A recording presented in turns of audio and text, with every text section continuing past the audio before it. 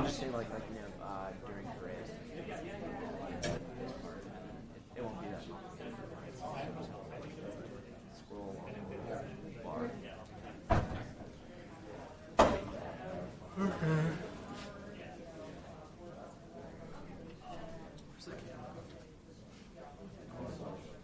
Clear direction.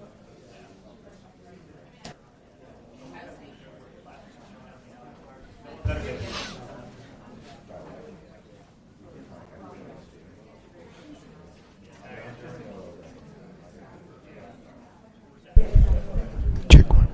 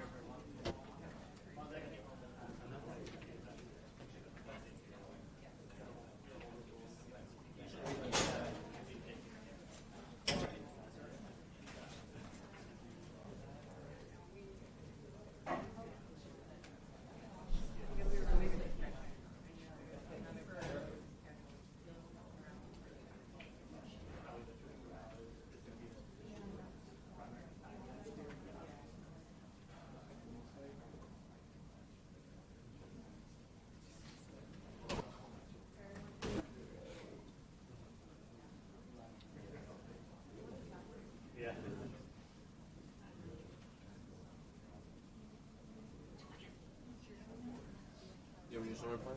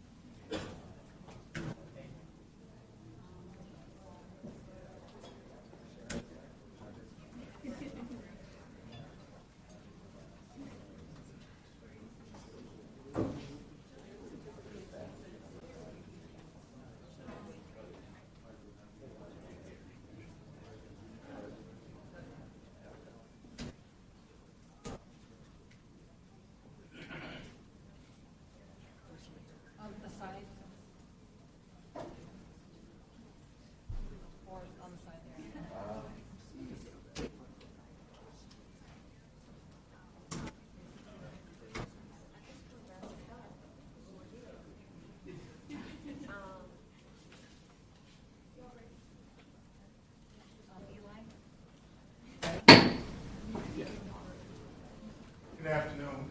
We're about to start our hearing. We just finished voting. Our colleagues are, like most people, trying to find their way over here. It's not exactly right down the street. Let me begin by thanking everyone for joining us today for today's hearing. The ultimate grift, how DHS is enriching the president and his allies at taxpayers' expense. Democratic members of the Committee on Homeland Security are holding today's hearing to shed light on how former Secretary Kristi Noem and her closest advisors, including Corey Lewandowski, steered the award of Department of Homeland Security contracts to enrich themselves, President Trump and his MAGA allies. As Christie and her close confidant Corey pack their bags and depart the Coast Guard Commandant's home once and for all, we're beginning to learn the full extent of the corruption and grifting they engaged in using DHS funds. During her short tenure as Secretary, Kristi Noem authorized contracts totaling billions of dollars of taxpayers' money for jets, including luxury jets for self-promotional ads featuring horses, recruiting campaigns using white nationalist images and slogans, vehicles wrapped in ICE logo that sit idle, and massive industrial warehouses to detain humans.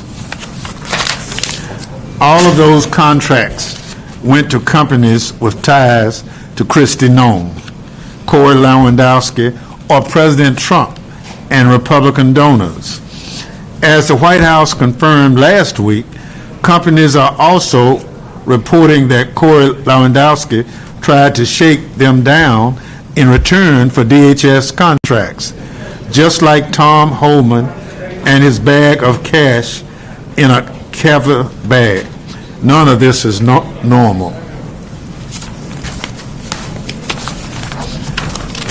Last year, DHS awarded $2,500,000 worth of non-competitive contracts. These awards bypass the typical competitive bid process that helps ensure contracts are awarded to qualified companies that provide the best value. By reviewing all contracts and grants worth more than $100,000, Secretary Noem used her micromanaging skills to deny American communities security, terrorism prevention, and natural disaster grants, but fast-track contracts for her friends and friends of friends went exceptionally fast. I do not have time to highlight all the corruption at DHS, but here are some examples. Of course, there are contracts for the well-known $240 million ad campaign featuring Christie on a horse that was awarded by the DHS Office of Public Affairs run by Tricia McLaughton. We're supposed to believe it was just a coincidence that the strategy group, the company run by Tricia's husband, received a subcontract that included a $60,000 signing bonus. Lesser known is an ICE recruiting campaign that benefited the same companies that received the ad campaign money. The recruiting ads were promoted on Truth Social, the president's social media platform. Pretending not to profit off Truth Social, the president placed it in a trust controlled by his elder son.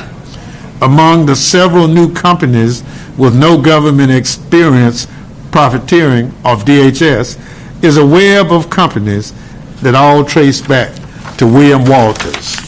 Mr. Walters, who donated money to a pro-Noem PAC, created several companies as recently as last August, which are leasing and buying planes for DHS, being funded by the One Ugly Bill slush fund. Also paid for by the slush fund are 24 warehouses ICE is purchasing for about $100 million each to retrofit and house humans. The entire process lacks transparency. I look forward to hearing from our witnesses about how the conflicts of interest and corruption we observed in DHS contracting this past year can be prevented. Congress must also hold those who engage in corruption as well as waste, fraud, and abuse accountable. I now welcome our panel of witnesses. Dylan Hedtler is Acting Vice President of Policy and Government Affairs at POGO. He joined POGO in 2018, where he has worked on a wide range of policy issues, including federal spending issues, foreign influence, and the Foreign Agents Registration Act, and judicial ethics, among many things. John Golinger served as a democracy advocate for public citizen. He's an attorney, advocate, and organizer who investigates corporate influence on elections and government, works to strengthen political and lobbying disclosure, and drives public citizens' advocacy around money and politics. Don Sherman is the president and chief executive officer of CREW. He is one of the nation's leading experts in government ethics, the rule of law, and anti-corruption policies. He served in several oversight and policy roles in the House, Senate, and the White House. Jesse Franzblau is the Associate Director of Policy at the National Immigrant Justice Center. Mr. Franzblau works on NIJC's Transparency and Human Rights Project and conducts investigative research on human rights issues. I now ask each witness to summarize his statement for 5 minutes, beginning with Mr. Hedtler Gaudet. And I hope I didn't damage your name too bad. Thank you, Ranking Member. No, you did a good job, and you did better than most, in fact. Thank you. If I may start out with a brief moment of privilege and say happy opening day to all observe and celebrate. Thank you again for having me. Ranking Member Thompson, members of the committee, I appreciate the opportunity to speak with you today about the issue of corruption in contracting at the Department of Homeland Security, DHS. My name is Dylan Hedtler Gaudet, and I'm the Acting Vice President of Policy and Government Affairs at the Project on Government Oversight, or POGO. We at POGO have spent 45 years highlighting and exposing issues and problems with the federal contracting and acquisition system. We've dedicated ourselves to promoting more accountability, transparency, and oversight when it comes to these issues.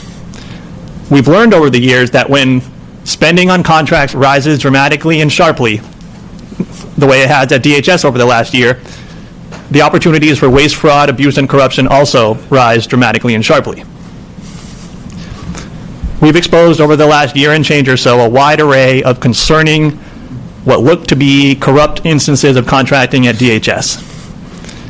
We've seen contracts being awarded to companies represented by a lobbying firm with deep, close connections to the Trump administration and various officials within it.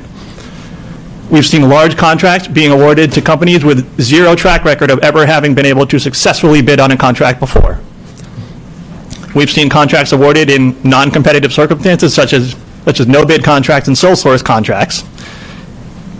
We've seen an uptick in contracts being awarded to and an uptick in the dollar value of contracts being awarded to companies whose top executives have done things like host 2024 Trump campaign fundraisers, contribute significantly to Trump-aligned and Kristi Noem-aligned super PACs, and donated to the Trump inauguration. This certainly smells heavily of pay-to-play politics. What do these things mean? These scandals at DHS, as well as our longstanding work on the federal contracting and acquisition system, tell us a number of things and have a number of specific policy implications. First, we need to promote more competition when it comes to federal contracting. Right now, there are far too many exemptions, carve-outs, and loopholes that allow for things like no-bid contracts to persist and increase dramatically the opportunities for waste, fraud, abuse, and corruption. Congress had the opportunity to promote statutory reform in the contracting system, as well as to incentivize and, where necessary, coerce the executive branch to promote updates to the Federal Acquisition Regulation, or the FAR, in order to increase competition. We also need to update the FAR, the Federal Acquisition Regulation, to enhance rules that are currently meant to safeguard against conflicts of interest, cronyism, and corruption. Right now, there are rules that exist, but they're not working well enough and they're not strong enough. Congress has the power to both enact legislative reform, but also to work with executive branch agencies to update current regulation to make them better. We also need to overhaul and modernize the system we currently use for tracking contracts and subcontracts. Once a contract goes below the first tier of subcontracts, it becomes darn near impossible to track it any further, which means money often goes into a black hole and we can't figure out where it ends up and who ends up doing what with it. Again, Congress is in a position to overhaul and update things like the System for Award Management and usaspending.gov to make sure that we have access to the information we need to be true watchdogs and to be true responsible stewards of taxpayer dollars. We also need to strengthen and preserve existing stakeholders and oversight practitioners, such as inspectors general, the Government Accountability Office, the Office of Special Counsel, and others. We've seen attacks on these oversight practitioners over the past year and change, and Congress must intervene to stop this downward slide. The prime takeaway here is that all of these problems we're going to talk about today exist in a broken system that is riddled with loopholes. Private companies, the executive branch agencies, and yes, Congress, all have a part to play and all bear some of the blame here. The good news is that Congress is the first branch. Congress is the Article I branch. Congress has the power to legislate and the power to oversee. Congress, most importantly, has the power of the purse. POGO strongly encourages Congress to use these powers to enact these much-needed reforms that I've laid out here, as well as others, and to truly change the way that the federal government does the business of contracting. By doing so, we can achieve some core objectives. We can promote more responsibility over taxpayer dollars, but we can also reduce the scourge of cronyism, corruption, and conflicts of interest. Thank you again for having me here to speak with you today, and I look forward to answering your questions. Thank you so much for your testimony. I now recognize Mr. Golinger to summarize his statement for 5 minutes. Good afternoon. Ranking Member Thompson and the committee. Thank you for the opportunity to speak with you today. My name is John Golinger. I work for Public Citizens as the Democracy Advocate. How are we doing? Okay. Good afternoon, Ranking Member Thompson, members of the committee. I appreciate the opportunity to speak with you today. My name is John Golinger. I work for Public Citizen as the Democracy Advocate. And in addition to the introduction Ranking Member gave me, I want to add, because it's highly relevant to this committee and this work and this hearing, that before my work here in D.C., I spent 3 years leading criminal investigations into public corruption as an assistant DA and an investigator in the public corruption unit in the San Francisco District Attorney's Office. In that role, I received law enforcement training in financial crimes investigations and conducted investigations into complex schemes involving criminal violations of public corruption laws such as bribery, kickbacks, perjury, conflicts of interest, self-dealing, and money laundering. The members here are right to train your sights on corruption and the potential abuse and misuse of taxpayer dollars in the awarding of government contracts at the Department of Homeland Security. Corruption is not a victimless crime. Corruption costs us all. When corruption is directed at the government, taxpayers are ripped off. Legitimate and necessary government work may go unperformed. Public services not effectively rendered. Program integrity is compromised. And the people's faith in government to fairly steward their tax dollars is destroyed. In the awarding of government contracts to private businesses to provide goods and services, corruption of the contract process also strikes a dagger directly into the heart of a free and fair marketplace. It punishes American businesses for doing the hard work and playing by the rules, while financially rewarding bad actors who violate them. Corruption in government contracting is anti-competitive, costly, and corrosive, and it's the American people who pay the price. From my experience investigating public corruption cases, I learned that corruption in contracting and the purchasing process, also known as procurement fraud, is perennially at the top list of targets for both those outside and inside government who seek to wrongfully enrich themselves. Why? According to the GSA Office of Inspector General's Procurement Fraud Handbook, quote, each year, potentially billions of dollars in federal funds are lost as a result of procurement fraud, end quote. Put another way, as bank robber Willie Sutton explained when asked why he robbed banks, because that's where the money is. Shady revelation after shady revelation over the last year has piled atop the mountain of evidence that hundreds of millions, potentially billions, in DHS contracts have been handed out like candy on Halloween to companies tied to the people who run DHS or have run it. The cloud of corruption hovering over DHS and its contracting has been a gathering storm that finally has begun to burst. In my written testimony, I focus on two specific areas of concern that, as mentioned, fuel concerns about DHS contracting corruption this past year, but also inform ways Congress can act now in the months and years to come to combat it. One, Corey Lewandowski's role. Two, the $240 million ad campaign called Stronger Borders, Stronger America. Regarding Mr. Lewandowski, the potential conflict of interest and transparency concerns raised by the stunningly wrong way that he was designated a special government employee and put in a position of authority as a, quote, chief advisor to the secretary have been multiplying by the day. Those are at the heart of many of the concerns with corruption around DHS. The special government employee designation is supposed to be temporary and limited, usually for people who serve on advisory committees, so they don't have to divest themselves of everything they own just to help the federal government for a short time with specialty expertise. That's not what Mr. Lewandowski did.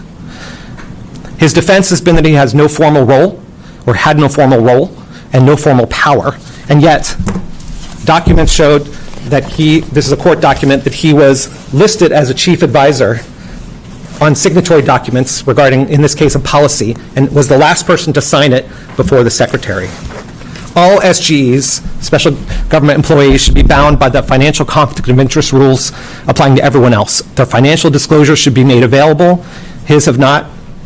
And the public should know who SGEs are. Regarding the $240 million ad contract, I'm sure we'll talk about that a lot more. But I would just say it's tainted beyond repair. It should be canceled, and the fund should be clawed back. All DHS contract officials who are trying to do their job should be given the ability to log contacts with political appointees that they feel inappropriate, have a whistleblower line that goes outside of the department when they're being improperly affected, and Congress should aggressively investigate these contracts and any that have the hallmarks of that one going forward in the future. Finally, eliminate even the appearance of nepotism among subcontractors, as was mentioned. DHS contractors should be prohibited from hiring any subcontractor who has a family, personal, or financial relationship with a DHS official. Thanks for the opportunity to speak with you today, and I'm happy to take your questions. Thank you for your testimony. I now recognize Mr. Sherman to summarize his statement for 5 minutes. Ranking Member Thompson and members of the committee, thank you for the opportunity to appear before you today to discuss DHS oversight. Citizens for Responsibility and Ethics in Washington is a nonpartisan organization committed to ensuring ethics, transparency, and accountability in government. I came to Crew after serving roles on the House Oversight Committee as well as Senate HISGAC. The Department of Homeland Security's mission is to ensure a safe, secure, and prosperous homeland, protecting the country from the many threats it faces, ranging from terrorism to natural disasters. Unfortunately, this critical mission has been compromised by the Trump administration's rampant misconduct and mismanagement.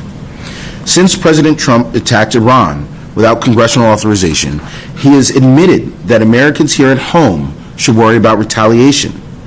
Yet, during Secretary Noem's tenure, DHS has faced countless corruption scandals, including a $220 million advertising campaign partially handed to one of Noem's allies, misconduct by DHS officers resulting in the deaths of U.S. citizens, and obstruction of the Office of Inspector General.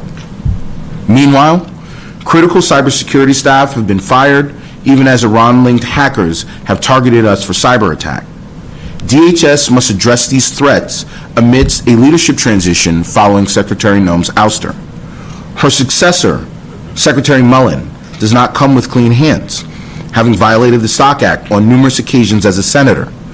Although Mullen has pledged to divest from his conflicting assets, we must ask how Mullen, who could not effectively manage a third-party advisor to comply with the Stock Act, can successfully lead an over 260,000-person agency that covers everything from aviation, election and border security to emergency response. These ethics concerns mirror similar abuses by the president, who, since returning to office, has perfected the art of profiting off his public office, including from foreign countries and domestic contracts, All told, Trump has used the office of the president to make at least $1.4 billion. The Constitution's emoluments clauses are designed to prohibit financial conflicts of interest by senior government officials. The Foreign Emoluments Clause prevents President Trump from receiving profits, gains, or advantages from foreign governments without the consent of Congress. The Domestic Emoluments Clause bars the president, under any circumstances, from receiving profits, gains, or advantages from federal or state governments outside of his government salary and benefits. President Trump's foreign emoluments and their national security implications have drawn significant scrutiny. Notably, an investment vehicle owned by a UAE government official purchased a 49% stake in Trump's crypto business, World Liberty Financial, for $500 million.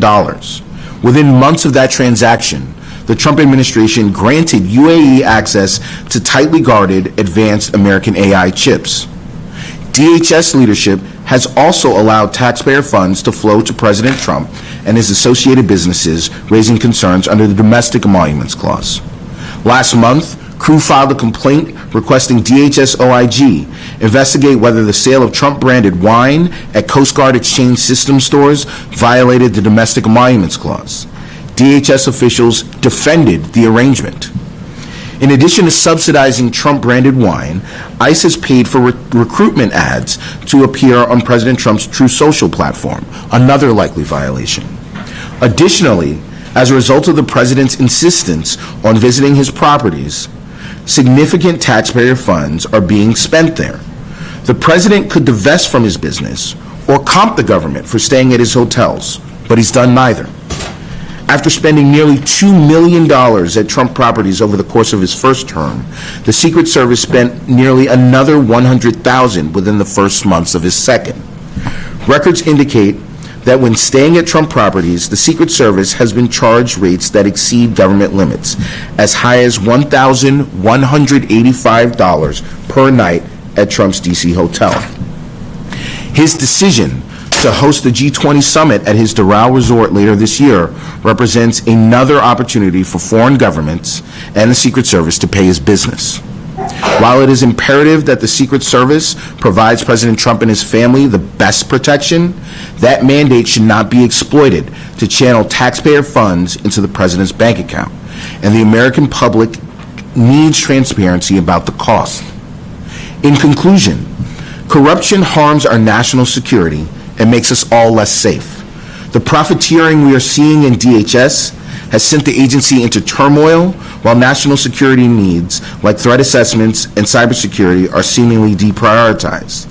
There are things that Congress can do, including conducting vigorous oversight, as you all are doing, passing laws to enforce the emoluments clauses in the Constitution, ensuring DHS adheres to appropriate language related to spending on national security priorities, and taking a close look at whether taxpayer funds should be used to pay signing bonuses to contractors, as we have seen here. I urge Congress to take action to rein in this administration's corruption, and I look forward to your questions. Thank you. Thank you very much for your testimony also. I now recognize Mr. Franzblau to summarize his statement for 5 minutes. Thank you so much, Ranking Member Thompson and members of this committee for holding this important shadow hearing. My name is Jesse Franzblau. I'm the Associate Policy Director for the National Immigrant Justice Center. For over 4 decades, NIJC has dedicated itself to ensuring human rights protections and access to justice for immigrants, refugees, asylum seekers. Headquartered in Chicago, NIJC provides direct legal services to around 10,000 people a year, low-income individuals a year, and advocates on behalf of our immigrant communities through public advocacy, impact litigation, and public education. NIJC serves people throughout the country with a focus on the Midwest region, people facing rampant human rights violations and inhumane conditions in immigration detention. And today I'd like to discuss some critical issues facing our communities across the country as it relates to the expansion of the immigration detention system, largely the opaque contracting scheme that the administration is using to expand the mass detention apparatus to warehouses, and the inhumane conditions leading to record-breaking deaths in detention that will just dramatically worsen with the use of warehouses and the inflated budget for immigration detention that's led us to this critical emergency point. On the immigration detention contract schemes, so the immigration detention system is expanding at an alarming rate. It's mired in secrecy. Government contracting typically involves federal agencies identifying needs, posting solicitations, evaluating proposals, and awarding contracts, but the contracting for immigration detention facilities has really circumvented the regular process in which contractors respond to requests for proposals, compete against one another based on expertise and services they provide. In expanding the detention apparatus, ICE is increasingly relying on sole source contracts and procurement procedures outside the Department of DHS that circumvent basic transparency requirements, waste taxpayer dollars, bypass local opposition to expansion plans. ICE took advantage of the White House's declaration of a border emergency in January 2025 to largely stop using the competitive process and awarded no-bid contracts to massive private prison contractors CoreCivic and Geo Group. And now the expansion to warehouses is taking place even further outside the regular procurement process, with the administration buying real estate outside of federal land acquisition procedures and using non-DHS contract vehicles to award new contracts in ways that raise serious concern.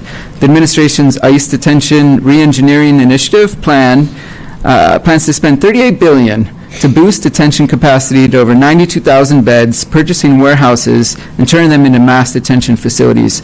ICE has already purchased several warehouses, two in January, one in Maryland, one in Arizona, another in Pennsylvania, another in El Paso, Texas. As of March, they've purchased at least 10 warehouses. DHS is using a Navy Supply Systems Command contracting procurement system to bypass the normal bidding process involved in most federal contracting. The procurement process is called WEXMAX Titus, this worldwide expeditionary multiple award contract process, which had primarily been used for international contracting to quickly award task orders. Under the WEXMAX process, DHS uses pre-qualified companies without going through the normal bidding process. The Trump administration has added, of course, the private prison giant Geo Group to the list of pre-qualified vendors, along with several other companies. The administration continues to push forward with the warehouse detention plan, even facing local opposition by officials on both sides of the aisle working to stop this. Now the average daily detention population is around 61,000 people in ICE detention. They're looking to have bed space to detain over 100,000 people. Next, on the immigration detention expansion is really a human rights crisis. The deaths in detention have skyrocketed, worse than we have ever seen before. In this year, there have already been 13 deaths in ICE detention. Last year was the deadliest year for ICE detention we've ever seen. The increasing deaths in ICE detention show that without any accountability, the expansion to these warehouses is going to be nothing less than a human rights catastrophe. And then lastly, the inflated budget windfall has led to this point. Last year, Congress gave agencies a historic windfall of $75 billion for ICE, $64 billion for CBP, and they have used this windfall to really supercharge ICE and Border Patrol operations and incarcerate more people than ever before. Quickly on the recommendations, it is really imperative for Congress to take measures to restrict funding for any new ICE detention contracts, place stringent safeguards to prevent any new contract awards without undergoing strict reporting requirements as a step towards scaling down the funding for mass immigration detention and deportations. And Congress must appropriate dollars into health and vital public services and away from lining the pockets of CEOs who are profiting from DHS private prison and the mass warehouse expansion plan. And they can do this through taking measures through the fiscal year 2026 process that is still underway for the Department of Homeland Security, and then looking towards FY27 for the appropriations process. Thank you. I look forward to answering questions. Thank you very much, and I thank all our witnesses for their great testimony.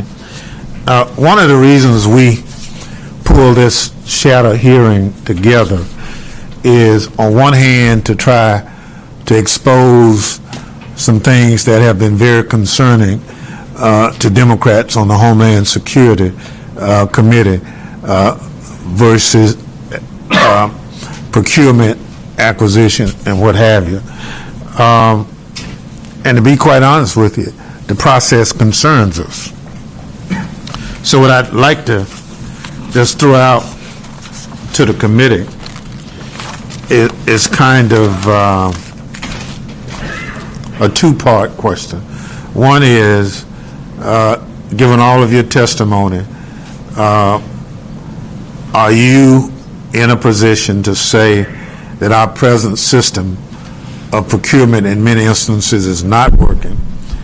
And then after you take a position, offer some suggestions to us as to how you think we ought to fix it. And excuse me, Mr. Gaudet, if you would go first. You think it's broken? Thank you so much. The system is broken and it has been broken. Your mic. Oops, sorry.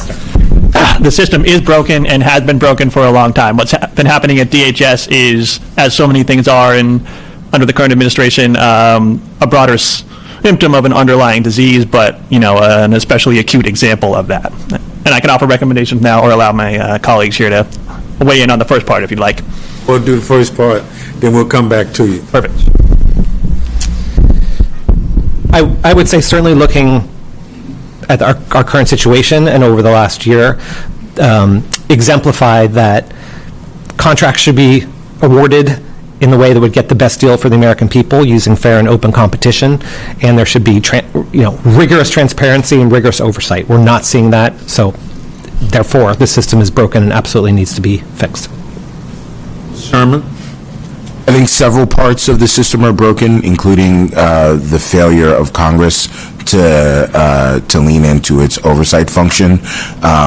But I also think that when you have a president who fails to divest from his business, it throws off the entirety of the contracting system, because you have the administration picking winners and losers in the contracting process time and time again. And so there have been some long-standing challenges, but also some really unique threats faced by a president who continues to profit off of the government. In terms of ICE detention contracting, I think the system really only works best for corporate executives for private prison companies like Geo Group and CoreCivic, or former executives that are in the administration and have this revolving door that they're able to just profit one another. But for everyday people, the system just leads to suffering and is incredibly unfair, even in the manner in which that these contracts are rolled out, and only in a way that if you have sole source contracting and if you have favorable treatment, that's the only way you're able to really get in the door. Well, there's a term that says sunlight is the best disinfectant. And so much of the procurement process is knowing how to, I won't say navigate the system, it's how you work it to your advantage. So tell me 1, 2, 3, or whatever you think we should do as members of Congress to try to get this system fixed. Mr. Gaudet, start with you.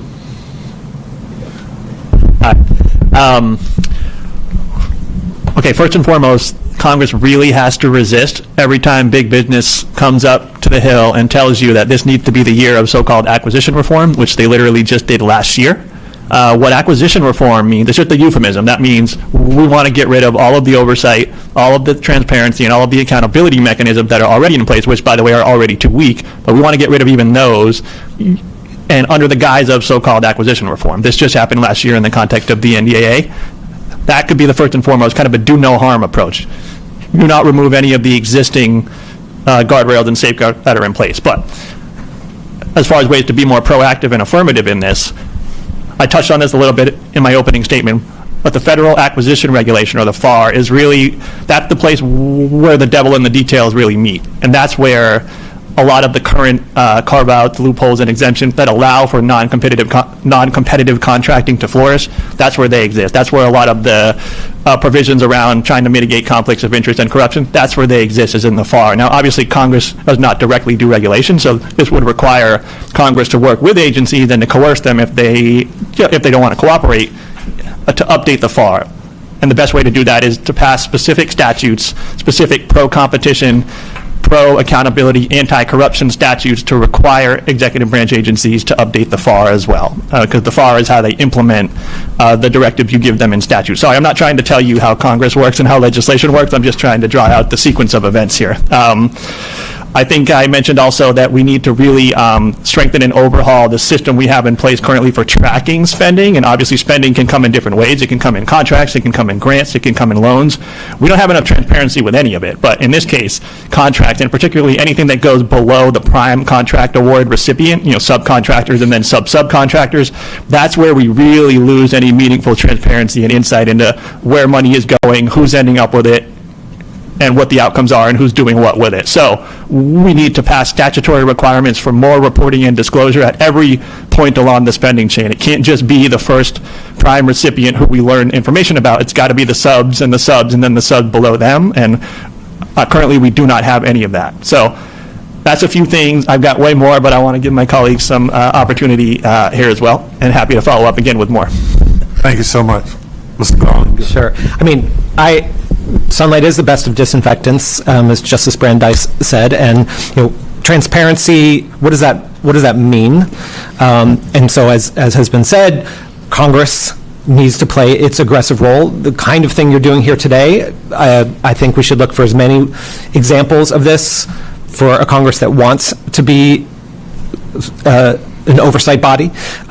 Every day, someone in Congress, whether it's this subcommittee for this particular agency, should be checking USA spending, checking SAM, looking for the contracts that are being issued, looking for red flags, and then should have the mechanisms to do something about it. So without interfering in the contracting process, because we don't want reform to become a problem, but why not put contracts with all the red flag components of the $240 million ad contract on a watch list, at least for a time at DHS. So any contract that's that big, any contract that circumvents the fair and open competition process, any contract that's for advertising, which could be a big black hole for many things. People who've worked in marketing and ads and politics know that running an ad could mean many things, and if you empower a contractor and give them a huge pot of money, Congress should make sure that those ads are actually being run for the best price, aren't giving chunks and slices to shady characters, and are getting a real value for the American people. I think it's also incredibly important, I touched on this, that politics be kicked out of the contracting process. So there are rules in place, but the contracting officials, from the stories from DHS, I'll take one example, the ICE advertising contract, $100 million, at least $40 million of which went to the same two contractors, Safe America Media and People Who Think, who got the bulk of the big DHS ad contract. The news reports are that a contracting official saw that those same two companies were being given the ICE recruiting ad budget without any competition, flagged that, thought they could get a better deal, then were called by Madison Sheehan into her office, who was overseeing ICE at the time, yelled at, threatened with loss of their job, and basically forced to give a contract that they knew was not the best deal for the American people. That should never happen. So we got to give those contracting officials, whether it's a hotline or some kind of ability, maybe responsibility, to log those contacts, let Congress and the public see them, and then that allows you to ask questions and deter bad behavior. And back to transparency, it's about deterring bad behavior, and it's about catching it, and it's about fixing it. Sherman. So first, I want to give deference to the great suggestions of my colleagues, but a few things. One, I want to start with IGs, who, after the president fired IGs coming into office last January, they need more support. They need to be required to do more muscular enforcement of conflicts of interest, and to ensure that their work is not obstructed, as IG Kafari said that Secretary Noem obstructed his. Second, I think there needs to be a very close examination of the use of taxpayer funds for signing bonuses for contractors across government. This could be a function that GAO provides with a request to do a study over a couple of years to look at contracts at DHS and other large agencies across the government that can give Congress some firm recommendations on where that's working, where it's failing, and what kind of value the taxpayers are getting from it before reform action is taken. Third, whenever the DHS secretary announces or thinks that they want to expand review of contracts to as small as $100,000, the Secretary needs to report to Congress and to the IG to explain why they need that, why they need to make that change. How is it valuable for the American taxpayers, and what are the opportunity costs? As we saw, because Secretary Noem made this change, a couple of things happened. One, more people closely aligned to her got contracts, and two, important issues that we needed the Secretary's attention on, like the disbursement of FEMA funds, did not get the attention that it deserved. And so it had the exact wrong effect, and I think Congress and the IG need to be a part of the process if the Secretary wants to make that decision. And then finally, on transparency, I think we need more investment in technology to ensure that the systems for tracking contracts are more user-friendly. As you said, sunlight is the best disinfectant, but we need more people with easier access so that sunlight is not just available to folks like us at well-resourced organizations, but to regular folks to see how their money is being spent. Thank you. Mr. Franzblau.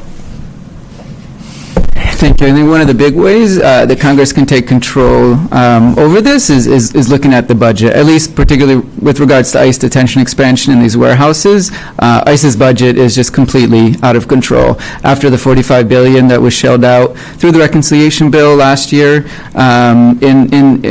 with the expense of health care and SNAP benefits and other benefits that need to go to communities, it's really pivotal to take control over that budget. That can be done through restrictions on any new contracts, restrictions through the fiscal year 2026 funding, which is still, of course, being debated. It has not been passed. We know DHS is shut down, and the big fight is to really draw down ICE and Border Patrol's funds and put serious restrictions on ICE and Border Patrol, and one of those could and should be restrictions on any contracts, just at least with warehouses. Any new contracts, until certain conditions are met, could be including written notification to Congress, providing justifications, estimated costs to the agencies, independent assessments, environmental reviews is really pivotal. There are a lot of things that Congress can put into place to really stop or at least slow down these contracts, to have some justifications. And then it's really pivotal to roll back and claw back the reconciliation funds, the OBBBA, the Big Beautiful Bill funds. It's really pivotal to adjust those, make sure any accountability provisions adjust those, and then start to really scale back those funds, draw those down, direct those away from ICE detention, away from Border Patrol, and towards communities that really need those. And they've just called votes, so I'm going to try to get my members in. I hate to kind of cut you off on the last point. I yield to the gentleman from California, Mr. Correa. Thank you, Mr. Chairman. I want to thank the witnesses for being here today. Your statements are very troubling. We're cutting health care, cutting food to the poor, to the hungry in this country, spending a lot of money in a war, and we're wasting fraud, waste, and abuse right in front of us. Very troubling. And I would hope that we could change this, but I think till at least the next election, this is going to continue. So in order to preserve the evidence, so to speak, so we can come back, do some investigations, and hold some people accountable, those that have been unjustly enriched by all this insider contract awards, what do each one of you recommend we do to preserve that evidence, beginning from your right. Thank you. Want to keep those fingerprints. That's right, yeah. One idea I raised in my written statement that I'm happy to elaborate on here, because I think it is responsive to what you're talking about in terms of doing a bit of a retrospective but also real-time oversight, is back in 2008, we created an Iraq and Afghanistan Wartime Contracting Commission, and that was directly in response to a bunch of very similar scandals around contracting in the context of the Iraq and Afghanistan wars. You had war profiteers, big ones, engaging in a lot of the same kind of unscrupulous practices we're seeing now, and they were also using a Byzantine sort of labyrinth of subcontractors that were hard to track. And so there are a lot of parallels between what was going on then and what's going on now. So I actually recommend that Congress should initiate the creation of a kind of wartime contracting commission style oversight body to take a look at what had been happening with DHS previously. So do it a bit retrospectively to draw out the sort of like the evidence there that you were speaking of, Mr. Correa, and the kind of like real-time proactive monitoring and oversight of contracting as it continues moving ahead, because I think it's arguable that what DHS does is just as grave and just as much of a life and death proposition as war is in some ways, particularly the way this administration is using that agency.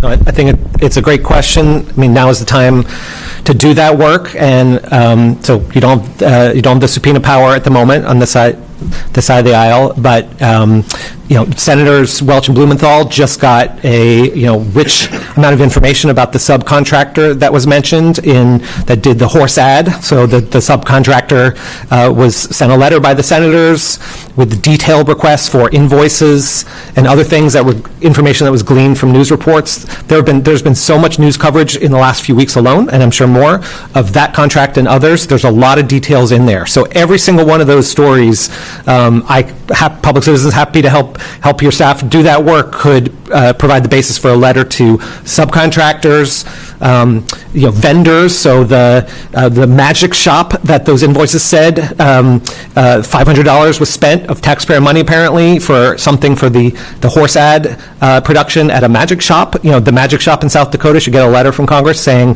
preserve your records, send them to us voluntarily if you're willing. And I learned that in my law enforcement work. There's a lot of American businesses and individuals who will voluntarily provide those records if asked, and if it's for a good cause. So that work can start now. I also think, lastly, that it's not too soon to calendar hearings to let people know, good folks, especially inside DHS, we're still there, we're still going to keep doing contracting work, that they're going to have a chance to tell their story. And so they should hunker down, keep doing their work, and prepare for the moment when they're going to be able to really reveal what happened. Sherman? So I think a couple of things. One, I think creating a hotline for not just whistleblowers, but for folks who lost out on contracts to report information about the process when Secretary Noem has had her thumb on the scale. I think we're at a moment of leverage because there is a new secretary, and I think there needs to be a substantial amount of pressure put on Secretary Mullen to reorder the relationship with the IG, ensure that there is cooperation between DHS and the IG, and push Secretary Mullen that if he wants to get started on a new foot, the first thing that he needs to do is cooperate with a request either by you or by the Inspector General to review all of the contracts that and grants that Secretary Noem greenlit under her change in the process. And then finally, I'm going to align myself with the idea that you should be sending requests to contractors. They know they have to be concerned about oversight this year, next year, and beyond, and you will likely get more compliance from them than folks have gotten from DHS. Yeah, I feel definitely the information requests, the oversight letters to contractors. Certainly, there's currently a letter from Senator Warren circulating and Representative Raskin on the House side, asking information from these contractors who are trying to get in the business of the warehouses. It's really important to go after the ones who are profiting from this system, but that also includes, demanding information from people within the agency, of course. There are ways, of course, using must-pass spending bills to add reporting requirements to demand records are released to Congress before there's any funding given. So information, reporting requirements on these contracts, GAO reports, to really understand the depth of these contracts, the mechanisms that they're using, the way that they're using this procurement process is outside of the DHS process, how they're using the Navy procurement, and then of course members across the aisle, on both sides of the aisle, who are really enraged that this is happening in their local communities without any information, any transparency, with ICE going in and buying up property at high real estate values, above real estate values, buying up their property without any local consultation. So there are of course offices on both sides of the aisle that are really enraged about this, and so demanding, working with other, of course, offices to demand information and document, and then of course documenting, the conflicts of interest, through these information requests with people like Pam Bondi, who is former GEO Group, David Venturella, who's former GEO Group, who was hired in by Tom Homan, these conflicts of interest, building up the documentation around these, so we understand, is definitely really pivotal. Thank you so much, gentlemen. You recognize gentleman from Michigan, Mr. Danaher. Chairman, thank you so much. Chairman, thank you so much for hosting this important hearing. And I was at a town hall last weekend and speaking with everyday Americans, people in my constituents, talking about issues. At one end they are struggling with higher grocery prices while they see the president benefiting from $1.5 billion for himself and his own family. They're struggling with gas prices while we're spending $200 billion and more dropping bombs on a war that was not authorized by Congress. They're looking and struggling with health care while we see a tremendous amount of, unprecedented amount of corruption in the U.S. government, particularly in Department of Homeland Security. So this issue is deeply troubling to the people, my constituents, and I heard from them firsthand, multiple people very frustrated, and really President Trump, I call him the grifter-in-chief, has made it clear that he's profiting from presidency and amassing approximately $3 billion in wealth since the start of his second term, whether by selling meme coins, pursuing Trump-branded international real estate deals, or engaging in financial dealings with foreign investors. Trump has put a for sale sign on his services to wealthy investors.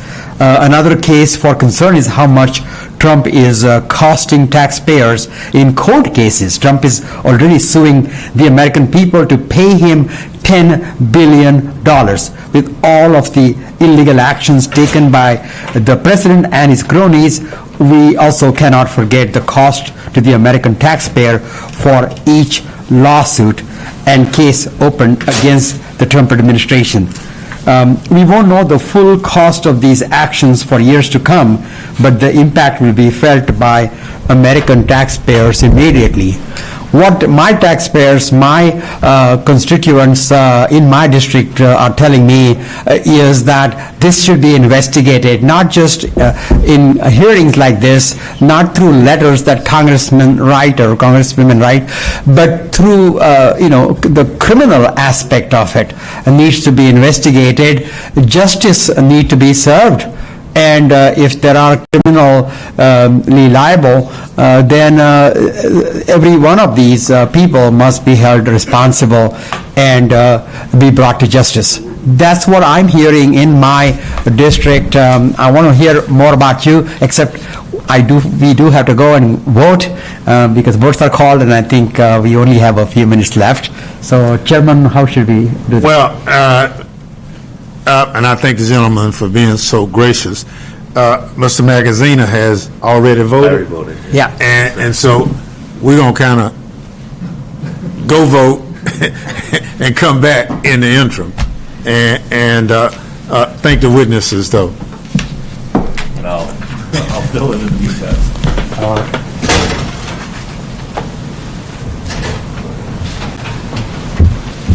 Bear with me here.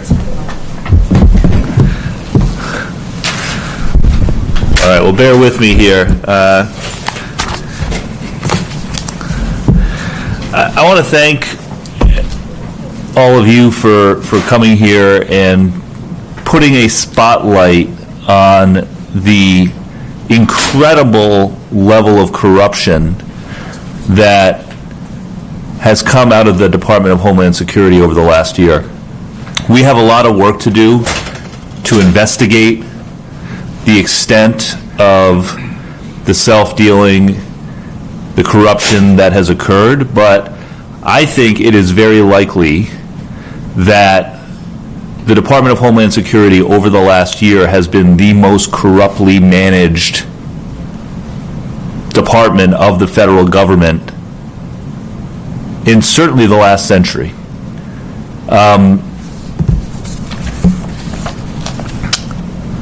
$915 million given to Salis Worldwide Solutions for deportation flights, a no-bid contract. This sham bid was open for 2 business days. The company had no prior experience, and it was owned by William Walters, a donor to a pro-Kristi Noem political action committee. People who think a company owned by Jay Connaughton, an associate of Corey Lewandowski, was given $25 million in a no-bid contract for media services. Safe American Media, given $15 million in a no-bid contract for media services. These 2 companies also received $220 million in, once again, a no-bid contract for an advertising campaign featuring Secretary Noem riding a horse. That horse, by the way, apparently cost $20,000 to rent for a day. I bet every single one of us, no matter where you live, no matter what your background is, can find someone who will rent out a horse for less than $20,000 for a day. So the web of corruption here is going to take us some time to fully unpack. My first question for any of our witnesses is, under what legal authority were all of these contracts awarded without a competitive bid? And what should we as a Congress do to ensure that large contracts are put out to a transparent, competitive bidding process in the future? Thank you, Congressman. Right now, there are a number of exemptions and loopholes in the federal acquisition regulation that allow for some kind of non-competitive contracting to happen. Usually they have to be justified under this or that justification. Sometimes it's a national security justification. Sometimes it's about there's only a single reliable entity who can perform this duty, ergo they shouldn't have to compete for it, they should just be given the contract. There are all kinds of these loopholes in the federal acquisition regulation, and those have existed for quite some time. And again, I hate to turn this around on Congress, but Congress has allowed this to happen over the years by not taking a more aggressive and assertive line when it comes to the actual contracting statutes that currently exist. And typically, the statutory reform actually goes in the opposite direction of actually watering down and removing oversight, accountability, and transparency mechanisms in the pursuit of so-called acquisition reform. So Congress, again, I'm going to repeat myself, I said this earlier, Congress has to stop listening to industry when industry comes up and tells you, oh, it's just so hard to do business with the government. You got to remove all these onerous regulations and all this red tape. We just can't deal. All they're talking about when they say that is oversight, transparency, and accountability, and that's how we end up where we are now. So Congress should do no harm there, but also it should proactively close the loopholes that allow for no-bid contracting and other non-competitive contracting types, and it could do that pretty easily in statutes and then require agencies to update the FAR to reflect those statutory reforms. Yeah, I would love to see from each of you, from any of you, some specific recommendations for way that we should tighten those statutes up. In my former job, and I'm going to go over time, but since I'm the only one here, I'll just keep going. In my former job, I was state treasurer in Rhode Island, and in our office, we contracted with outside parties for all kinds of things, for legal services, for accounting services, and, you know, doing a proper public bidding, competitive bidding process, it could take a couple of months. It took a little bit of time, but it's not like it takes years to do this. And I fail to understand what the national security imperative would be to, you know, require a no-bid contract for a photo shoot of the secretary riding a horse at Mount Rushmore. Okay, if I may, that specific contract, so I have, this is the paperwork they used to justify the ultimately $240 million ad contract that went to people who think in Safe American Media. Safe American Media didn't exist about a week before this was given to them initially. So I've gone through this a number of times. The specifics, so there are 7, as Dylan mentioned, there are 7 specific exemptions in the statute that allow for not full or fair competition. And so the one that they put in the document that is one that I would encourage Congress to drill down on, how to make this real and not just a claim, was unusual and compelling urgency. So in the narrative, justifying a non-fair and open bid, so specifically what DHS did in this case was they picked 3 advertising agencies, basically all tied to Republican politicians, and said because these ads need to go out right away, any delay in providing these critical communications to the public will increase the spread of misinformation. So that is, I don't think a layperson would believe that is equivalent to a natural disaster, a tornado where people are dying, and they need the food today. That's an urgent and compelling need. So making that example real and not just allowing them to fill out a piece of paper, post it, and be done with it would be one example. Now, educate me on this, because at the state level, like, for example, for advertising services, right, one of the things that we did at the state level is there would be sort of a master purchase list, right, where, for example, advertising firms could, through a competitive process, you know, with their hourly rates and their qualifications and everything, basically be approved for a list. And then once you were on the list, if an agency had wanted to move quickly and give business to one or the other that they thought was appropriate, you know, and essentially they were pre-vetted. But it doesn't sound like that happened here, right? There was no significant vetting of these firms before the contract was released. Not that I'm awarded. Not that I'm aware of, and my understanding is even in a case such as the pre-qualification and pre-qualified bidders, there still should be competition. I mean, it doesn't have to take even 2 months, as your example, but it doesn't have to be done that day. So that they're at least. It could, you know, you do pre-qualification, that takes some time. Once you're on the pre-qualified list, you can still bid it, but maybe it takes a week, maybe it takes a few days, you know, because at that point, your qualifications are established, but it's really a question of pricing, right? Right, and still, you want to get the best deal. If you're the person effectuating the contract, of the pre-qualified vendors, you still want to get the best deal. These 2 companies, there's no information that they were better than any advertising companies. The only qualifications I see is that they were politically tied to Secretary Noem and others in DHS. So I think the problem was not so much that they weren't pre-vetted. They were pre-vetted. They were just pre-vetted by a different metric than efficiency, right? These were firms that were known to the secretary because of their political ties, and it seems like that was the vetting that was done to spend tens of millions of taxpayer dollars. So I would very much be interested in any specific recommendations you all have on ways that we can tighten up the statutes to eliminate some of these exceptions, these loopholes, or put some definition around them, right? You know, if there's some sort of an emergency need to hire a vendor, what constitutes an emergency, et cetera. On a separate topic, allegedly, Corey Lewandowski told Geo Group and possibly other contractors as well that he expected to be paid a success fee in exchange for those vendors being awarded DHS contracts. And this was while he was a special employee of DHS. I'm not a lawyer, but this sounds illegal to me. Is that likely illegal for a federal employee who has some say over the contracting process to also be telling the companies that are bidding for work that they ought to pay him money personally? Well, if that occurred, and I don't have the evidence saying one way or the other, and that's what an investigation will produce. But if it occurred that someone with power to issue a contract, even influence, and my understanding is that in Mr. Lewandowski's case, a lot of the explanation has been because he was designated as a special government employee, he didn't have a formal role. But I showed this in my opening statement. There is at least a policy document where he's listed as a signatory, and the policy was not allowed to proceed unless he signed it. And if that's true for contracts, and some of the media reports have indicated there are documents that are similar, he certainly had influence, if not the final signatory authority. So to your question, if someone with power to issue a contract demanded payment in exchange for doing so, that certainly would appear to be and be bribery. Yeah.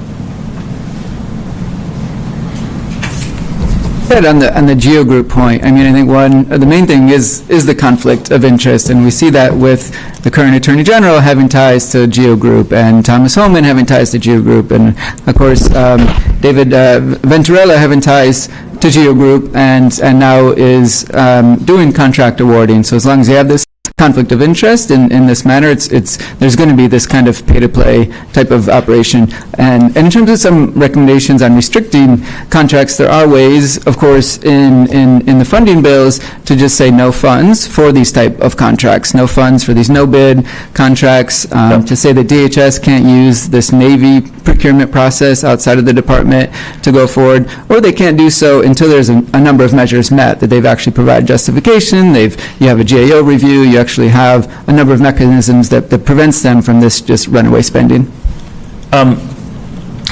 They're calling the second vote soon, so I'm going to have to run upstairs in a bit as well. But it seems that another loophole that perhaps has been exploited here by Ms. Noem and by Mr. Lewandowski in an attempt to enrich their friends, maybe even themselves, is the loophole wherein contractors can be pressured to hire certain subcontractors outside of a formal procurement process. Is that a problem that you all agree needs to be dealt with? You know, in other words, even if you have a competitive process, which they often didn't, to hire a contractor, you know, then leaning on that contractor to award work to a certain subcontractor or another that may be politically favored or, you know, personally favored, that's a loophole that may, like for example, you know, a company that rents out a horse for $20,000 for one day, for example. I would certainly agree that based on that description, it would be problematic. I think the fundamental problem here is that Secretary Noem has obstructed the IG on a routine basis, and you and your colleagues really need to put pressure on Secretary Mullen if he wants to start a fresh page and remove the stain that his predecessor has inflicted on DHS, that he needs to make sure that the agency cooperates with a thorough investigation of these contracts, of Secretary Noem's conduct, of Lewandowski's conduct. And this is a moment where you all have that leverage, and you should really be pushing, because, you know, we have a certain amount of information that has been reported, but the IG should have direct access to documents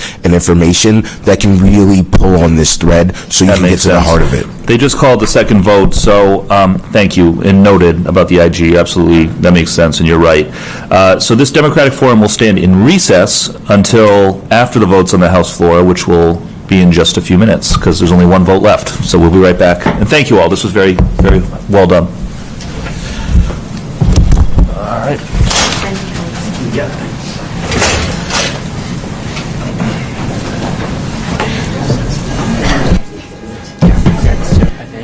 When we come back,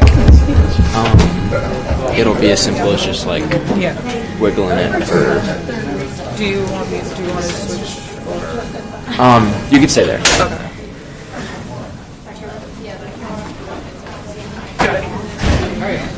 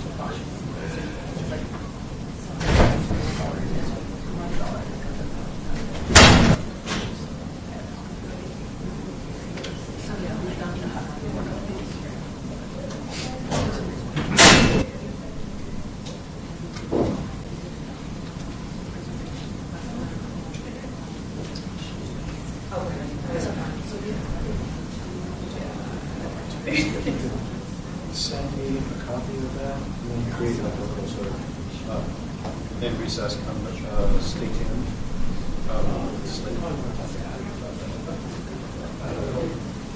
Well, I have it, but I could probably fit it. Just for that. Yeah, what I'm going to do is I'm just going to take this and text that. No, absolutely. Let's do that. Thank you. Yeah. When it goes down to 0. Yeah. Just keep flashing. If it flashes like 5 times and then it doesn't start counting up. It starts flashing 0 5 times and then it'll stay at 5.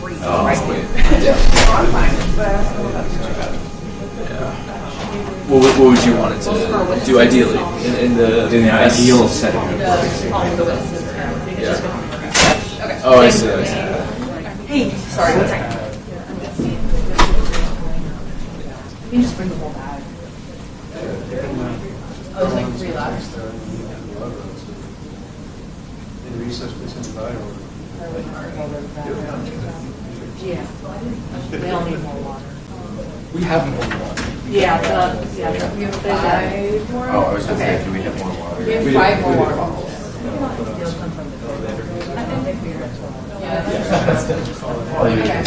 This is great. Yeah.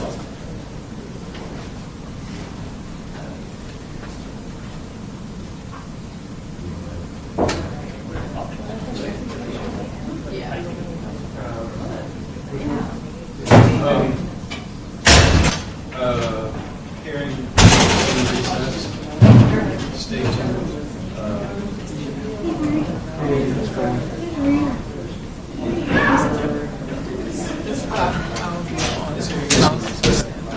Hey, I'm sorry. I didn't mean to brush you off before. No, you're good. How's it going? I'm glad to be on Mouse. He said that he will cover like the first part of the. Okay. He just told me that now. Okay, I see you got a nice little camera going on Yeah, there. he told me to hold it. Okay, comms. Love it. Love it. Yeah, no, when I saw you, I didn't want to be on probably asking questions. Like, sometimes, like I was saying earlier, I was so happy with things like and then, that's just how life works. You know, you adapt. That's just how it is. You have a but I am really glad that the junior fight was where I thought the end of the film was on. So, by some grace of God, I was scared it was going to be like passed off. It was amazing. Thank you.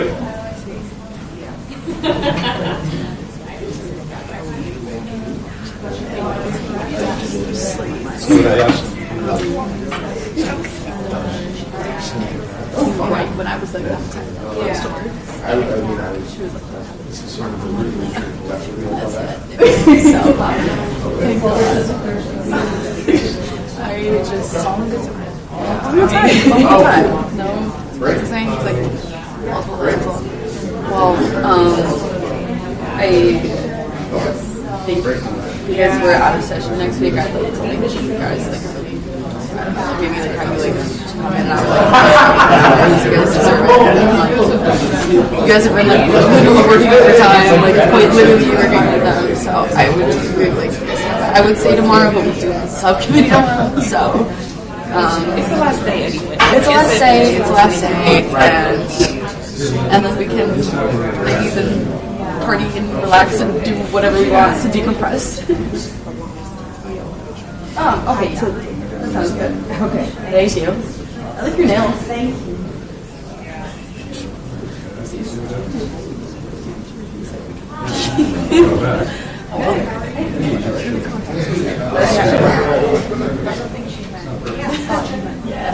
That's good. So yeah, that's my. Yeah, for sure. Just the pizza party we had earlier. So the stuff that we brought with us, and we're just put in the fridge. So I need to go back to Ford and anyway, or go back to Kenneth anyway, just to like make sure everything's cleaned up, lock the doors, all that jazz. So I think things go okay. I have to go now. So I know like 4:30, and then we'll break, and then we get to go home and go to class, and then I'm thinking to start.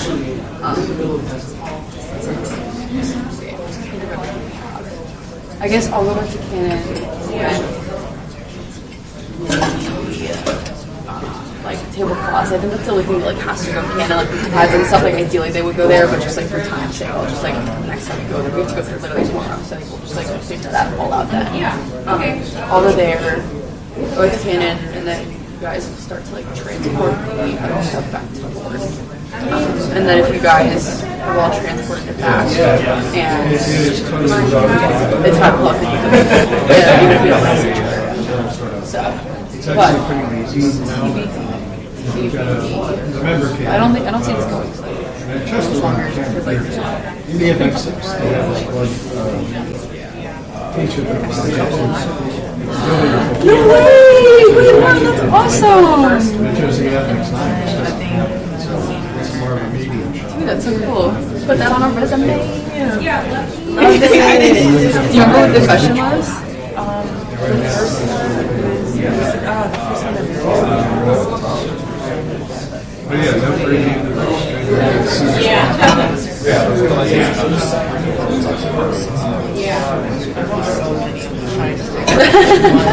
I'm sure it was stellar.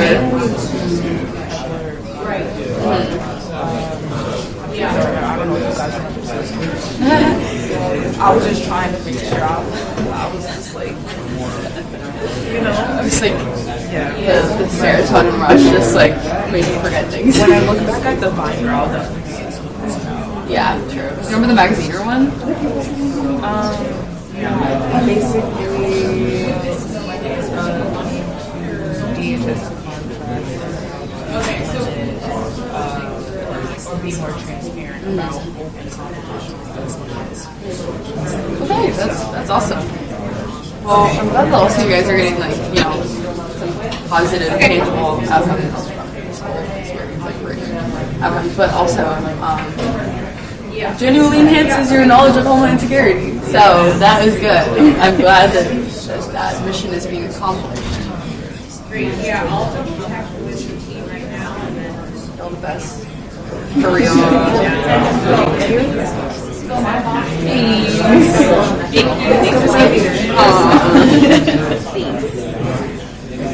You guys have any fun weekend plans? my dad's coming on Friday. He's visiting. Has he been to DC before? Yeah, he helped me move in. Oh, right. As a family, we like came like years ago. Oh, that's nice. But yeah. DC is such a good place for homecoming. DC is such a good place for parents to visit. There's so many things you can do, and so many nice restaurants. We're just mainly going to be shopping. Oh, love it! I love it. It's like my favorite part of my mom. It's like going up. She's so lucky working here, but she's here last weekend. What does your mom do? She owns a nonprofit. It's not a nonprofit. It's called Melbourne Journal. So it's like... But yeah, No, that's so awesome. yeah. No. She's also been good. But yeah, like, Okay. That's so nice. What about you guys? Any fun weekend plans? it's my friend's birthday. Okay, that's fun. Is she having a birthday party? The particle said not a birthday party, but there will be a costume. How many people are on the list, like the guest list? Like 30. Bro, what? That's simply a party. Like, you can't just like have a party and say it's not a party. Like, that's just the definition. Well, that sounds like fun. Costumes, Yeah, what's interesting. It's just like we were doing kind of this murder mystery thing. Ooh, So we'll see how that goes. that's cool. That's really cool. I guess it's like a create your own thing. There's like a quiz. It's like a thing that you play, and then you like talk everybody around and try to figure out a murder. Oh, that's so fun. That's like an activity party. Oh, I would love that. That's a good idea. Maybe I'll steal that. And then we're gonna go. Are you going out? Everything is done with that. Ooh, I think I hope so. That could be campy. I don't know if I told you guys this, but do you want to know a weird fact about my family? I feel like I've told like everybody I know this, so forgive me if I have a broken record, but my sister is a very unique individual. She's having a Halloween wedding. Did I tell you guys about that? No. But like she's a special character. I love her, but she's a lot of unique interests, to say the least. She's always been really into 1950s monster movies, so like Frankenstein and Dracula and everything like that. So she is in fact having her wedding on Halloween, and it's a costume wedding. Are they wearing costumes this wedding? So her name is Amanda. So she has this like movie star that she like really likes. This Heidi thing. She was the grandmother of Wi-Fi, weirdly enough. She has like a tattoo of this person, but she's dressing up like her because she's this like beautiful like white gown that she's like before or something. Thank you. Yeah. So. So she's wearing that, and then I'm gonna be. I think. It'll be like an elevated flapper costume. Because it's kind of hard to do like a black tie Halloween. Okay. Can we slide over there?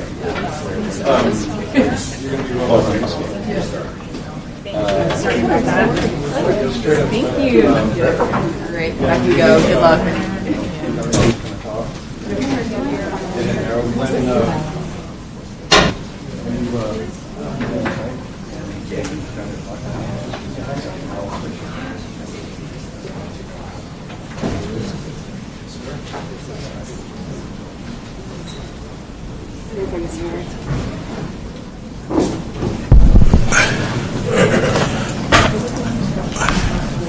Well, the meeting will come back to order. I apologize for the interruption, but when you don't control the House, you don't determine when votes are called. But nonetheless, Mr. Walkinshaw is here, who will have a series of questions, and I will yield to him at this moment. Thank you, Ranking Member Thompson, for convening this very important discussion, and to our witnesses for joining us. Under the guise of preventing waste, fraud, and abuse, the disgraced former DHS Secretary Noem bypassed the competitive bidding process, misused taxpayer funds, and directed resources in a manner that raises very serious questions about self-dealing and corruption. While her right-hand man, Mr. Corey Lewandowski, reportedly sought compensation in exchange for approving contracts with DHS, adding to the mountain of evidence of his pay-to-play tactics and abuse of power. Both Ms. Noem and Mr. Lewandowski hid this activity from the American people, and they must be investigated and answered to Congress for their misconduct. According to reporting by ProPublica, DHS obligated about $220 million for a deportation advertising campaign featuring Ms. Noem in staged, phony border imagery and images of President Trump's private properties. That taxpayer money was routed through a newly created and secretive shell company, and then secretly funneled from that shell company to a firm with direct political and personal ties to Ms. Noem's office and her political operation, the Strategy Group. The firm has ties with Ms. Noem and her senior leadership, including Mr. Lewandowski and Tricia McLaughlin, the then spokesperson for DHS. In addition, Ms. Noem's directive, Secretary Noem's directive, requiring personal approval of all contracts over $100,000 concentrated power in the hands of the very people tied to the firm that secretly received the work, Ms. Noem and Mr. Lewandowski. We now know that this same arrangement was allegedly used as leverage in the contracting process itself, with multiple DHS contractors reporting that they were told payments to Mr. Lewandowski were expected in connection with contract awards or renewals. Yet, Ms. Noem lied to Congress and said that Mr. Lewandowski played no role in approving DHS contracts. On top of that, Madison Sheehan, ICE's former deputy director, directed the purchase of 2,500 vehicles wrapped in ICE's logo. I saw one of those vehicles at an ICE facility in Chantilly, Virginia. It was in the garage, hasn't left the garage. The contract for 25 Chevy Tahoes went to Hendrick Motorsports, a dealership owned by a donor who's given hundreds of thousands of dollars. The abuse of taxpayer funds doesn't stop there. DHS awarded contracts for luxury jets to a web of companies owned by a Noem supporter, William Walters, who donated thousands to a Noem PAC. Ms. Noem and Mr. Lewandowski exhibited a pattern and a practice of steering the award of DHS contracts to enrich themselves, President Trump, and their MAGA allies, all at the taxpayer's expense. The only word to describe this behavior is corrupt. Ms. Noem's departure is warranted and was long overdue in light of these contracting schemes, but it does not absolve her of accountability. She still must answer for the full scope of her actions. I want to start, Mr. Hedtler Gaudet, I hope I got that correct. Ms. Noem's process of personally approving any expense over $100,000, any contract over $100,000 at DHS, in addition to perhaps facilitating corruption, resulted in delays of funding for airport screening equipment to detect fake passports, delayed FEMA's response to the floods in Texas, and delayed CBP's ability to administer polygraph tests to applicants for law enforcement positions. Moving forward, what could or should Congress do to ensure that Secretary Mullen implements a credible contracting process that's transparent to both Congress and the American people so these kind of abuses don't happen again? Thank you, Congressman.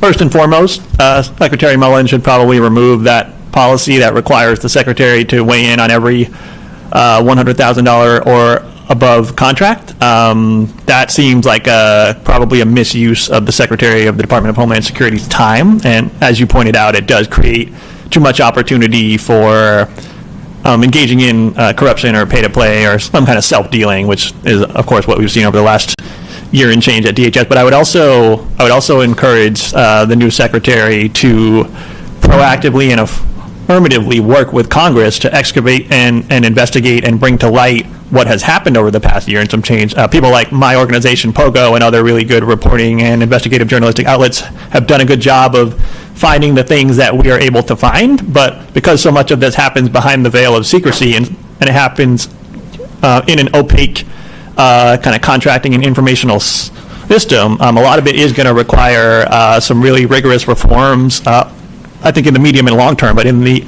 short term, in the immediate terms, Secretary Mullen can be really helpful and proactive by working with people like you to find information on contracts that we don't currently have, try to figure out the web of subcontractors, particularly you mentioned William Walters and his company. He has a prime contract under his primary company, but there are likely a bunch of subcontracts related to that company that we just can't get good information on. So that's what I would encourage Congress to do, and that's what I would encourage Secretary Mullen to do, at least initially.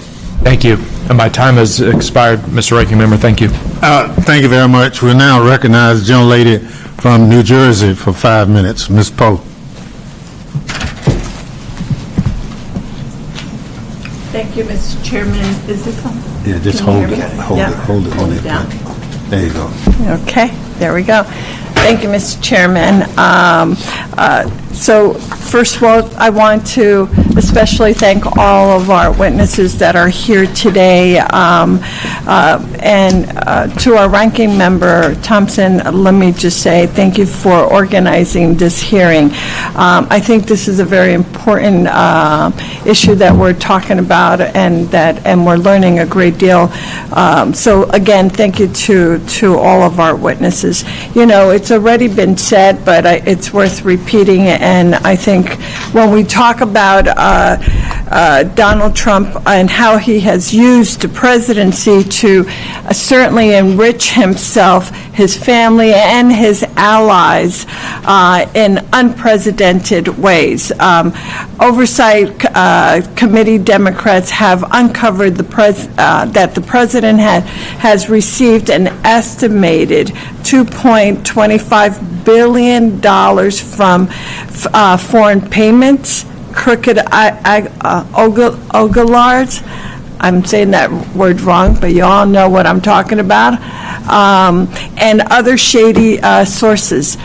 This is not even counting the cryptocurrency and other digital asset scams that are peddled by the Trump family. Including these schemes, the Trump family has gained more than $9 billion during his time in office. President Trump has enabled a culture of grief and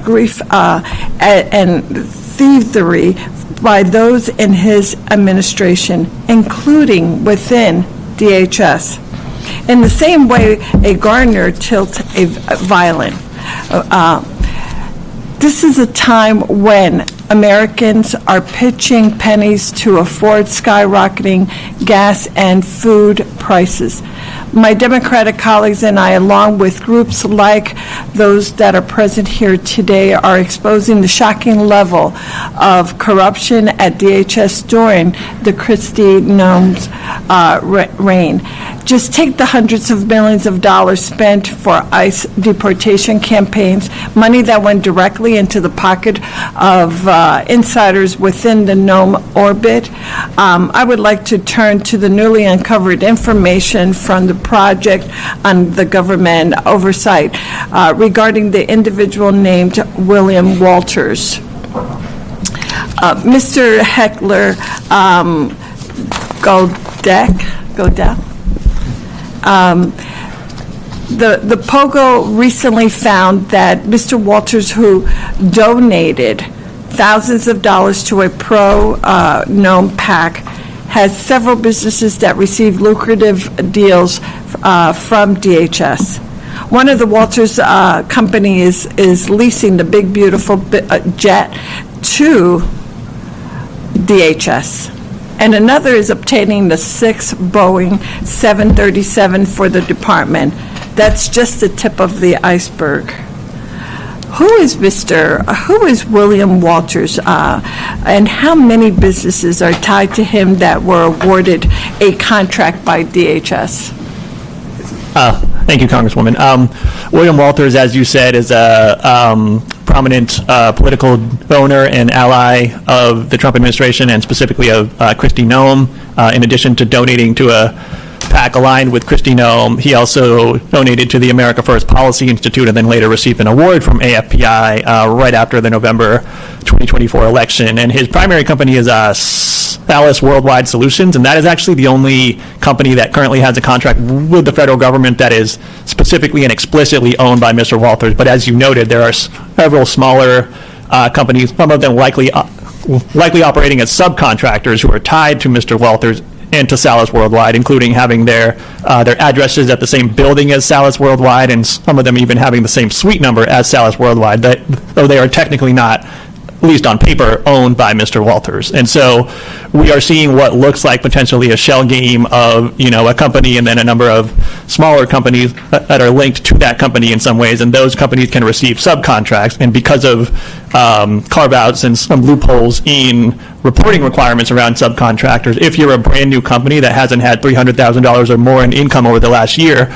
a prime contractor doesn't have to report you as a subcontractor. So you can see how easy it becomes to just create a new company, have it be a subcontractor, create another company, have it be a subcontractor, and so on and so on. That's how shell games get created, and that's how they work. And the current law and regulatory system for contracting allows for that to happen. No, thank you. Thank you for that.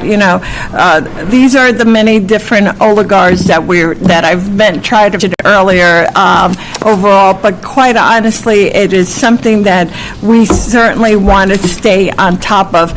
So what do you believe? What must be done so that Congress and other investigators can untangle the web of some of the very dirty deals that are tied back to one individual profiting from favoritism?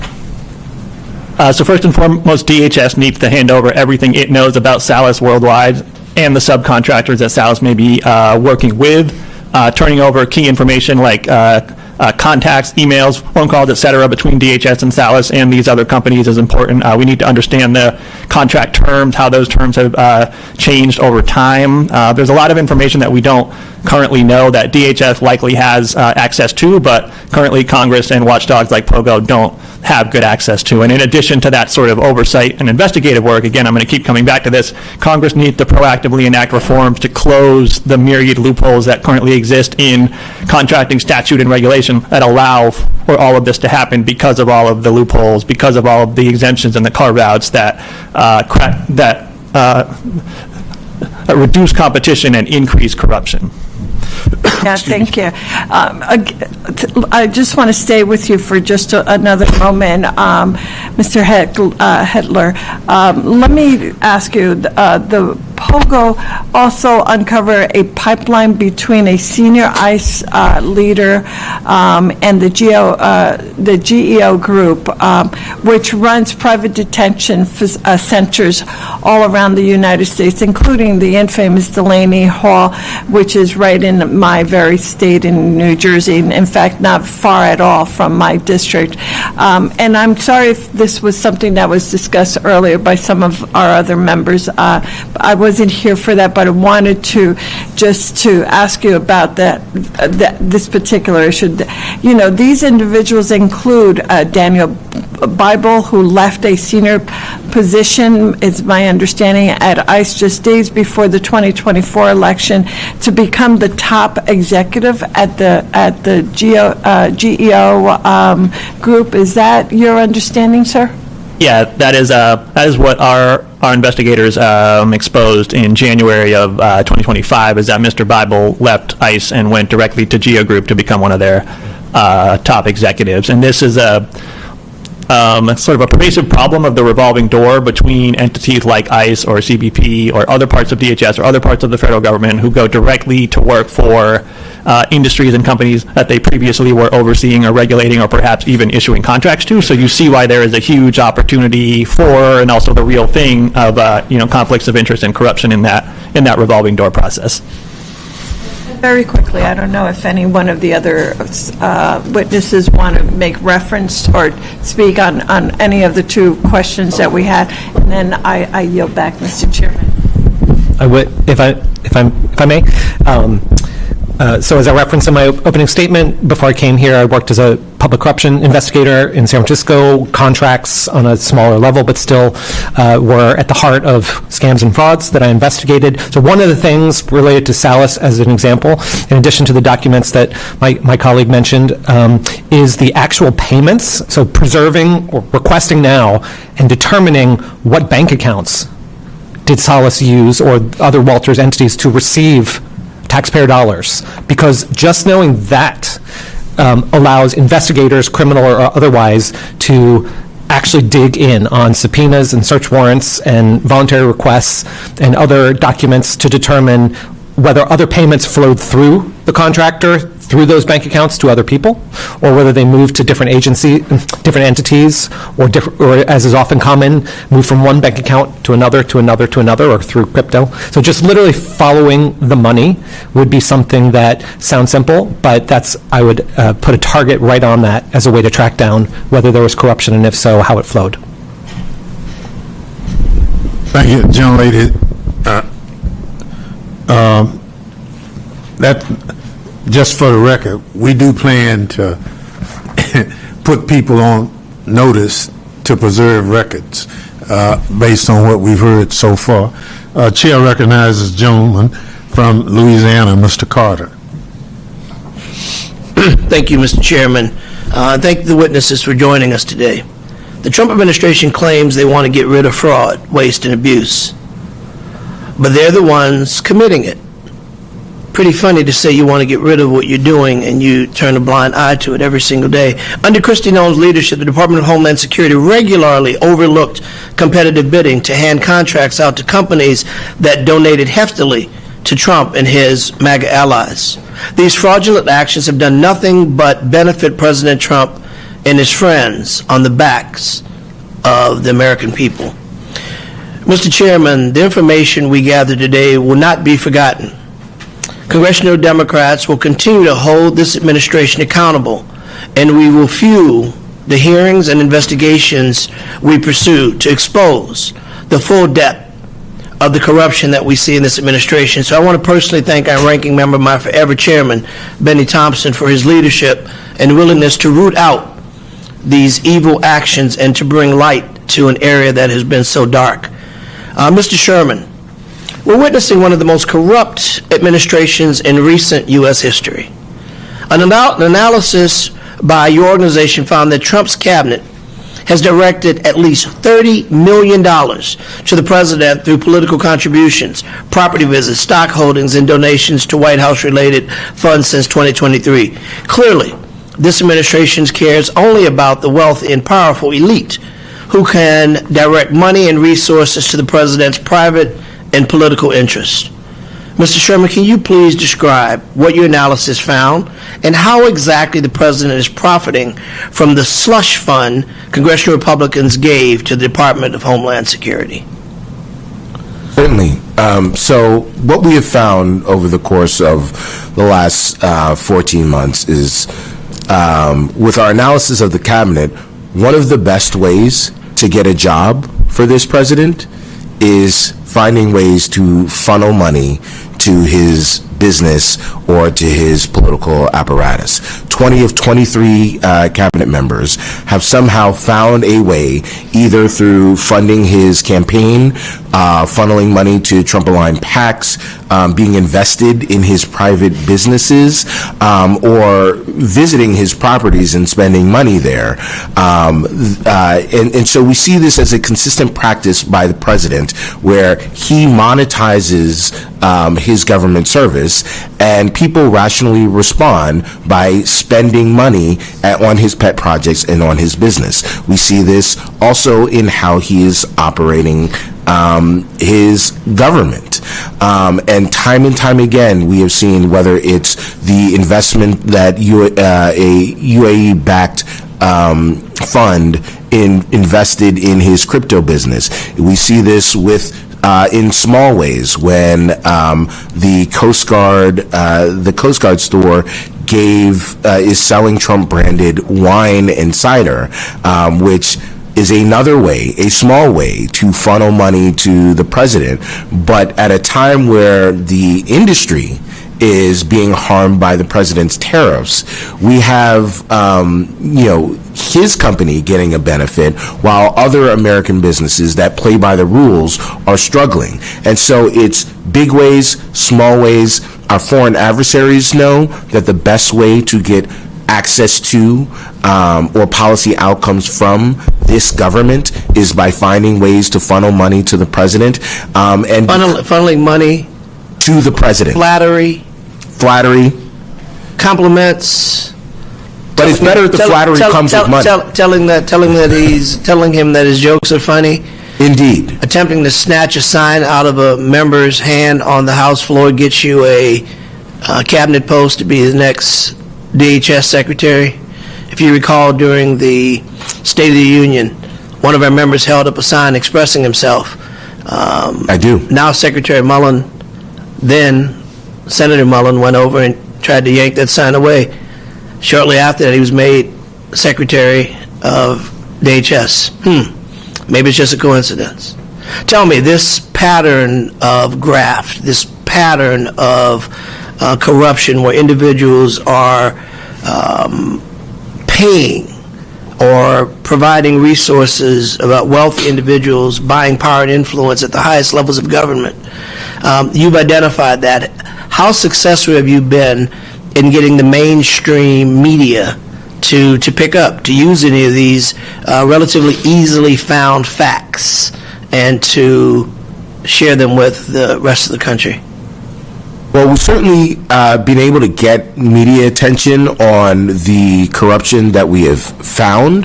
I think the biggest hurdle is that this administration is not transparent in any way, shape, or form. And so it's very hard to get information, for example, about contracts, as my colleague said, with ties to Secretary Noem or to the president, to get transparency in the president's financial disclosure statements. So I think the biggest hurdle is not that the media isn't interested in this information. It's that this administration continues to fight tooth and nail to prevent the public and the media from having transparency about their corruption. Thank you. Mr. Gaudet, during former Secretary Noem's brief tenure, she spent billions of taxpayer dollars on contracts for luxury jets, self-promotional ads, recruiting campaigns using white nationalist images and slogans, and vehicles that sat idle. All of those contracts went to companies with ties to Kristi Noem and her alleged paramour, Corey Lewandowski, or President Trump himself. Mr. Gaudet, how can Congress rein in the surging political corruption at DHS? Thank you, Congressman. How much time do you have? Probably not enough to answer that question, but do the best you can. Thank you. There are a number of areas of the law that are in desperate need of strengthening, overhauling, and modernization. I would say ethics law is an example of this, so trying to crack down on conflicts of interest through stronger recusal rules, cooling off periods. 18 U.S.C. 208 is the criminal conflict of interest statute. I would highly recommend that Congress open that up and strengthen it as much as humanly and legislatively possible. As far as contracting specifically, I'm going to be a broken record on this. I've been saying this all day, but pass more restrictions on the use of non-competitive contract mechanisms, because when contracts are non-competitive, that's where all of the worst, swampiest kind of corruption, cronyism, and conflicts of interest has the tendency to metastasize, because there's no competition and there's no guarantee of any sort of rigorous, meritorious process or decision-making there. It can just be handed out to whoever you want to if you're using one of those mechanisms. So Congress should really crack down on non-competitive contracting and ramp up on rules, restrictions, and safeguards around corruption and conflicts of interest. Well, two last real quick questions, Mr. Chair, if you'll indulge me. What do you think about the Special Envoy for the Shield of America's refusal to deny a romantic relationship with Mr. Lewandowski while testifying under oath? I found myself pretty skeptical of those claims and potential perjury, in fact. But I try not to think too much about the personal love lives of. Okay, let me ask one last question that millions of people all over the country want to know. Maybe you know, maybe one of you might want to chime in on. What in the hell is a Special Envoy for the Shield of America? I'll let someone else. Is that a new comic book? Anybody tell me what role that particular title fits to? It's okay if you don't know. No one else does either. All right, thank you, Mr. Chairman. I yield. Somebody's going to take a crack at Oh, give me a shot. Yes, Mr. Franzblau. I think that's one of the issues with these kind of invented roles that makes it harder to conduct oversight, to actually monitor. I mean, the Borders Czar is a completely invented role, and then we saw, Tom Homan, of course, who also has ties to Geo Group, who then hired up David Venturella, who has ties to Geo Group. It makes it much more difficult when they just invent these roles, and I think that's something that's reflective of this shield of the Americas position. Do we know what her annual salary is? No, that's a good question. Something to dig into. So she royally messed up in her role as DHS secretary. She was comfortably tucked into a title and a role that no one knows, hasn't and doesn't appear that she'll even miss a paycheck. Yet we have TSA workers in airports across the country that are not being paid, and the aggregate of her salary is probably enough to pay a whole bunch of TSA workers so they wouldn't have to miss a meal. Mr. Chairman, I yield. Gentleman yields back. Chair recognizes gentleman from Texas for 5 minutes. Mr. Green. Thank you, Mr. Chairman. I thank the witnesses for appearing. And I would remind us that in public service, in this arena, we live in a world where it is not enough for things to be right, they must also look right. When things don't look right, you have the appearance of impropriety. That appearance of impropriety can engender a lack of trust in public service, public servants. Let me now call to your attention an article styled, "Firm Tied to Christy Nome Secretly Got Money from 220 million DHS ad contracts." This is dated November 14th, 2025. This article reads, in part, one of the entities receiving this money, a Republican ad company in Louisiana called People Who Think, has been awarded $77 million. It goes on to say, but the majority of the money, $143 million, has gone to a mysterious LLC in Delaware. The company was created just days before it was awarded the deal. Some things bear repeating. The company was created just days before it was awarded the deal. The deal being $143 million. This is an appearance of impropriety. So I have but one question. And having been a litigator, we engaged in a process known as voir dire, or voir dire, depending on where you're from, a French term which means to speak the truth. So this will be the truth-telling portion of this questioning for you. You'll be a part of what's called the venire. This is a panel. If you believe that this should be investigated, kindly extend a hand into the air. Thank you. Would the record reflect, please, Mr. Chairman, that all persons have extended a hand into the air? I absolutely concur. This must be investigated. You don't create a company days before you get millions of dollars in contracts. This is something that should be intuitively obvious to even the most casual observer.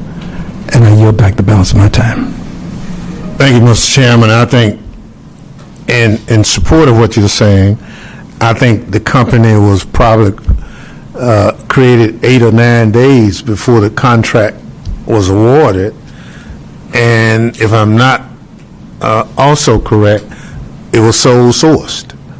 So now, I think in my neck of the woods, they call that home cooking.